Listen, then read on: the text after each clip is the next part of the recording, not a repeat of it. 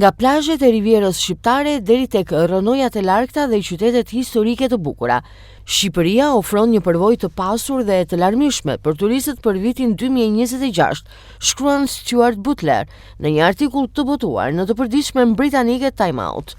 Shqipëria është një vend i veçantë, ku gjithçka duket se funksionon ndryshe, e ku turizmi po rritet ndjeshëm, pjesërisht fal famës së Dua Lipës dhe festivaleve të mëdha muzikore dhe plazheve të mrekullueshme. Ky vend ofron gjithçka: plazhe të bukura, pushime urbane, histori, parqe kombëtare malore, qytete të lashta, ushqim të shijshëm që e bëjnë udhëtimin edhe më të këndshëm. Por a është Shqipëria një destinacion i përballueshëm? Shqipëria mbetet relativisht e përballueshme, edhe pse ditët kur ishte një destinacion ekonomik për buxhet të kufizuar kanë kaluar. Plazhet më të njohura po shtrenjtohen veçanërisht gjatë verës, por Shqipëria mbetet ende një destinacion që ofron shërbim të përballueshëm, krahasuar me fqinjët e saj. Këshilla për vizitën në Shqipëri në 2026 dhe ndër destinacionet kryesore në Shqipëri renditet qafa e Llogoras me pamje spektakolare.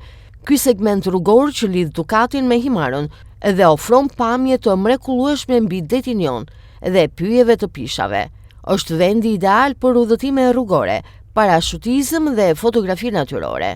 Plazhi Gjipes, një plazh i izoluar, një plazh i vogël me gur të bardhë i vendosur poshtë shkëmbimeve, i arritshëm përmes një shtegu 40 minutësh. Atmosfera mbetet e qetë dhe zhvillimi turistik i kufizuar, ideal për relaks dhe natyrë të paprekur. Dërmiu me plazhin dhe argëtimin që ofron, një nga destinacionet më të njohura bregdetare, përshkruhet si me plazhe të gjera, aktivitete sportive dhe atmosferë të gjallë verore.